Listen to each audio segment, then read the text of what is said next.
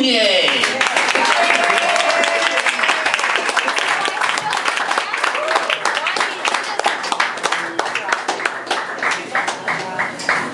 Alright, how y'all doing? Yeah, thank God Christmas is over. Y'all have a good Christmas? Yeah! I did too. I love Christmas. I love any day that I get presents for somebody else's birthday. But I hate New Year's resolutions. Do y'all make New Year's resolutions? No! No, I hate them too. I'm like, I quit doing that shit because they all show up to the gym where I go in January and February and they kind of all fizzle out by March. But those first 2 months are hell, and that's when you're supposed to work out so you can get all the Christmas shit off your body. But but anyway, I just recently signed up and got on Twitter. Have y'all ever been on Twitter? Yeah. Man, it makes celebrities way too accessible. Cause I'm used to Facebook and people like posting shit and you respond to it or you like it and you follow celebrities and so all of a sudden you're getting like a tweet from somebody and you're like, they're like, had a great day. I'm like, I'm so glad you had a great day. And I'm like, they didn't send me that message. But I still responded to it because, you know, I want to be famous one day because, you know, I'm gay and I want to have my children, I want to adopt them, and I want them to be featured in People. But anyway, I had a like really great experience on Twitter because you can follow celebrities, but they don't kind of follow you back unless they follow you, if you know how the semantics work. And so I got real excited one day because I just opened up my Twitter and I got a tweet. It's called a tweet from a celebrity, and I got really excited. And there are different levels of gay expression, and kind of starts with your basic like, you know, like where they clutch the pearls and it's a gasp and it's like. That's pretty much the basic one, and then if it's really good, they're like. Fierce. Or fabulous. The 2 F's of the gay kingdom. And then from there you move into just, you know, your basic like full body, just explosion of expression like and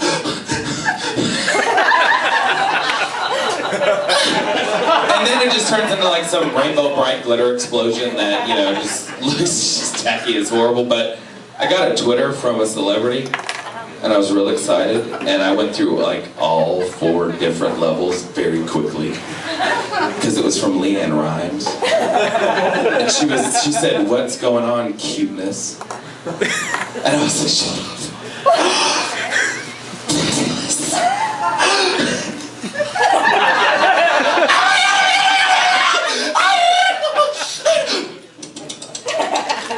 And there was like minus 720 characters because you can only send 60. So I was like,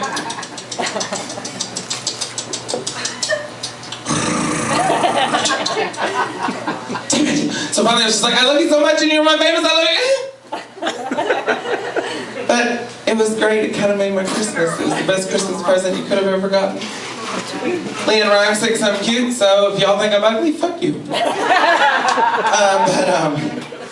Anyway, you go from there and you go to Christmas and you spend it with your family, and one of the great things I have is, you know, I have a great-grandmother. Anybody got a great-grandmother or Nana they love? Yeah!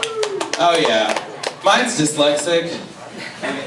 And she used to tell me stories when I was little, and one of them she used to tell me was, y'all remember Cinderella? You ever heard that story from somebody who's dyslexic? She called it Prunier in the sense. But this is how she told it to me, and I want to share it with you, and it's very special to my heart. She'd say, "Once upon a time there was the dirty little pearl named Prunier, who lived with her 2 ugly sisters and her stickin' wet mother, who made her pine the shots and shans and do all the other wordy dirt around the house. Wasn't that a shirty dame? One day the ping issued a proclamation for a Drancy Fest ball." You know the gays love the Drancy Fest. Well, the 2 ugly sisters and the stickin' wet mother were going, but Prunella couldn't go because she didn't have a Drancy Fest. All she had was the wordy dag, which Finn did. But then came along Prunella's Gary Fodmother, and she turned a pumpkin into a poach and heist into Morses. And she sent Prunella off to that ball saying, "Do not forget to be home at the moat of Stripite." So Prunella went to the ball and pranced all night with the Sins, but at the moat of Strit night, she ran down the Stalus Peps because she was running late. You know how they do. And on that bottom pep, she slopped her tripper. And wasn't that a shirty day? The next day, the Ping issued a proclamation that all eligible maidens were to slide on the tripper. Well, the two suckly Isters slid the tripper, but it didn't. But when Prunier slid the tripper, it fit in. So Prunier and the Sense Mod Garrett lived happily ever after, and them two suckly Isters and that sticking wet mother bitch were left to pie in the shots and chans, and nobody thought that was a shirty day. But, oh yeah, I love Prunier, honey. Unless you try to walk around in glass heels, that's the bullshit. But, you know, one of the things I like, alright, let's take this back, let's go back to straight dumb. How y'all doing? Y'all like going fishing? Yeah. Anybody here like fishing? Make noise if you like fishing. I love fishing. I love getting on the boat, getting with my buddies, getting in my swimsuit, being on the lake, throwing back some cold ones. I even like baiting my own damn hook. But then that damn fish got a fucking bite. And then it turns into like some gay opera. I'm like, oh shit.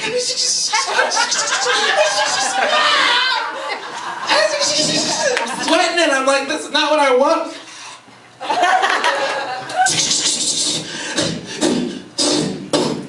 And it's this big.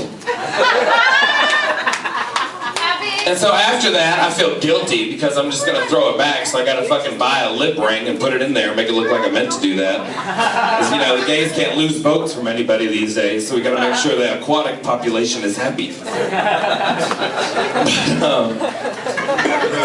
Speaking of gay rights, you know, I think about civil rights a lot. Y'all ever think about that? Yes. If you're straight, yes, I do. But I thought, how funny would it be if they would have happened in a different order? Because you know, you start out, you know, we had like the Emancipation Proclamation that freed all the black people from, or the slaves or the African Americans, which, you know, I wanted to go into deep detail in case any of y'all went to Antioch High School. And then from there you've got, you know, women's liberation, and then now we're in gay rights, but imagine if that happened in a different order. Like if gay rights happened first. People would be like, I don't care if two guys are married, but they better be the same color. Or if it happened before women's rights, it'd be like, every gay guy has his own fag hag, she can sleep in the basement, but she can't talk, vote, or speak in public. Like, wouldn't that be tragic if that's the way lesbianism started? Be like, how did you two ladies meet? Shh. But, I think about that when I go fishing. I think a lot about sports. Y'all like sports? Yeah, give it up for sports. I love sports. I love it because nobody gets the irony that all those starting positions look really gay. I mean, like, the more dangerous the sport gets, the gayer it looks. Let's start basic. Start with golf. Not that dangerous unless you're gonna throw out a shoulder or fuck Tiger Woods. But I mean, like, you start with golf and you keep your eye on the ball, and it's kind of like.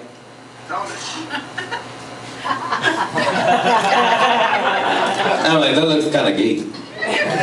Then you got baseball, not really that dangerous. I mean, you know, you could slide and hurt your leg, or I don't know. I don't really follow baseball because they strike too much. But I mean, think about it. Like, and then you got to stick your ass out a little bit more, and you've got your eye on the ball now, which is now in the crotch of the pitcher in his glove. And then it just goes downhill, y'all. It just goes downhill. You get to football, probably the most dangerous sport in the world, and that's just full on.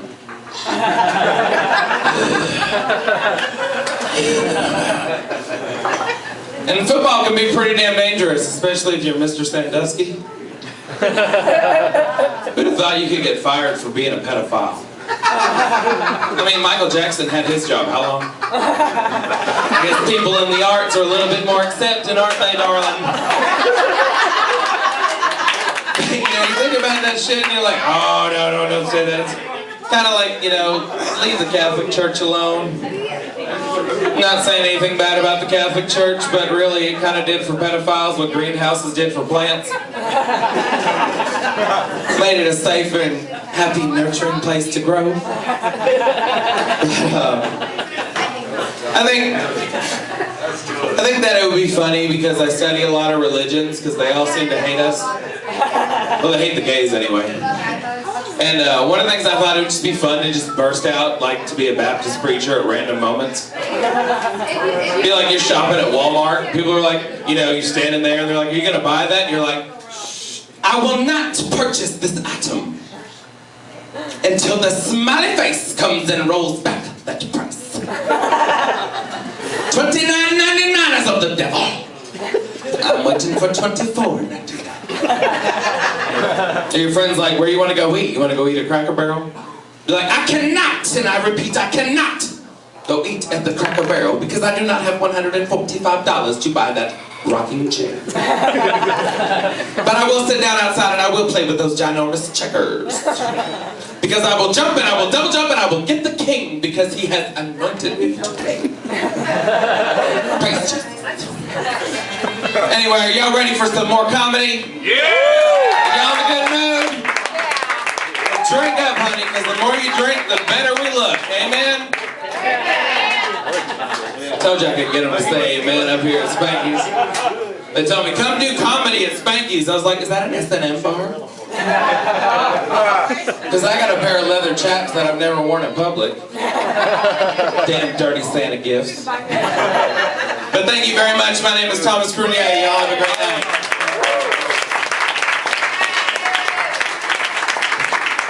Thomas Prunier, y'all. Never disappoints. Never disappoints. Now we're at the contest part, everybody, from here on.